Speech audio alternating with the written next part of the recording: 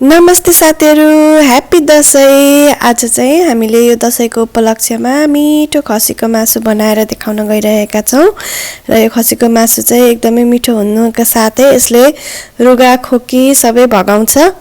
ल बनाउन सुरु गरौँ। चाहिने सामग्रीहरुमा हामीले लिएका छौं 3-4 वटा ल्वाङ, त्यसैगरी लिएछौं 2-3 वटा टुक्रा दालचिनीको, अनि हामीले लिएछौं 3/4 चम्चा यो धनिया, अनि आधा चम्चा लिएछौं ज्वानो, त्यसैगरी लिएछौं 1 चम्चा जीरा, 1/4 चम्चा चाहिँ हामीले लिएछौं मेथीलाई चाहिँ भुटेर पिसेर लिएछौं। अब हामी पानी राख्दै छौं। पानी चाहिँ 2 ठुलो चम्चा जति राखेको हो, यो भिजाउनलाई राखेको। त्यसपछि हेर्नुस् त मेथी, अनि त्यसपछि हामीले यो जावित्री लिएछौं 2टा ठुलो ठुलो जावित्री।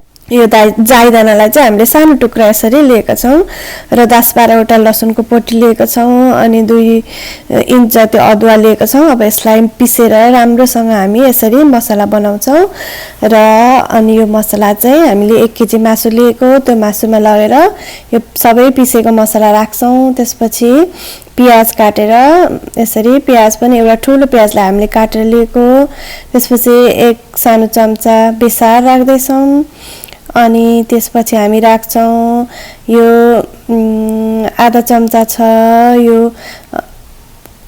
मरिचको धुलो, त्यसपछि 1.5 ठुलो चम्चा तेलमा चाहिँ अनि नुन राखेछौं।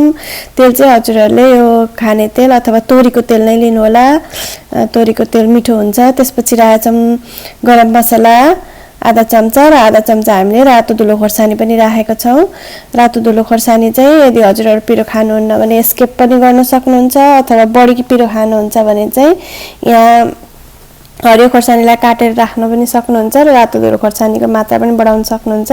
त्यसपछि हामीले यसलाई मजाले मोलेर आधा घण्टा यसरी म्यारिनेट गरेर छोड्दिएका छौं।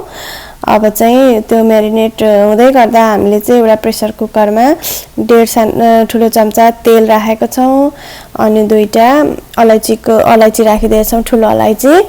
हजुरहरुले तेलको मात्रा पनि बढाउन घटाउन सक्नुहुन्छ, हामीले चाहिँ कम तेलकै प्रयोग गरेछौं। त्यसपछि हामीले यसमा तेजपत्तालाई मसिनो गरेर लिएका छौं, अनि अर्को फेरि हामीले एउटा प्याज काटेर यसरी प्याज पनि फुराउँदै छौं। प्याज एकछिन हामी भुट्छौं यो खैरो खैरो रङको हुन्जेलसम्म,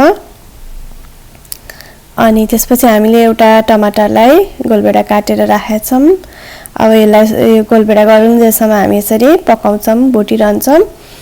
यो चाहिँ एकदमै सजिलो छ, प्रेसर कुकरमा छिट्टै पाक्छ र यो चाहिँ एकदमै फाइदाजनक। चिसो लागेको छ भने त अवश्य पनि बनाएर खानु होला, यसले एकदमै राम्रो गर्छ। त्यसपछि हाम्रो यो टमाटर अलिक सफ्ट अलिक गलेपछि चाहिँ हामी यसमा अघि मेरिनेट गरेको खसीको मासुलाई राखिदिन्छौं।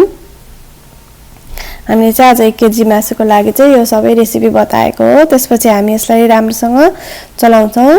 अब मासुबाट पानी निस्किन्छ, त्यसपछि यसलाई भुटिनै रहनुपर्छ, त्यसैले हामी चाहिँ यसलाई भुट्छौं, राम्रोसँग भुट्नुपर्छ। यो पानी चाहिँ धेरै सुकुन्जेलसँग हामीले 10-15 मिनेट नै यसलाई चलाउँदै भुटेको हो। पानी सुक्दै गएपछि यो मासु पनि घट्दै जान्छ। हेर्नुस् त अघि धेरै थियो, अहिले घटिसकेको छ। हेर्नुस् अब यो पाक्दै छ, हेर्नुस् उम्लिरहेछ। हामी बेला बेला चलाउँदै भुट्दै गर्छौं, चलाएन भने चाहिँ यो टाँसिन्छ तल। हेर्नुस् अब पानी धेरै नै हाम्रो सुकिसकेको छ। त्यसपछि हामी नछोडाइकन लसुन राखिदिन्छौं 5-6 वटा, अनि धनिया राख्छौं, मसिनो गरी काटेको धनिया, अनि यसलाई फेरि चलाउँछौं। अब लगभग हाम्रो पानी चाहिँ सुकिसकेको छ। अब हामी अरु 2-3 मिनेटसम्म चलाउँदै पकाउँछौं।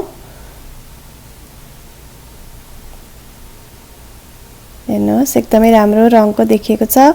त्यसपछि हामी यसमा पानी राख्छौं, लगभग पानी हाम्रो सुकिसकेको छ, भुटिएको छ मासु। अब कति पानी राख्ने चाहिँ आफ्नो अड्कलले राख्नु होला, कतिको रस बनाउने हजुरहरुले।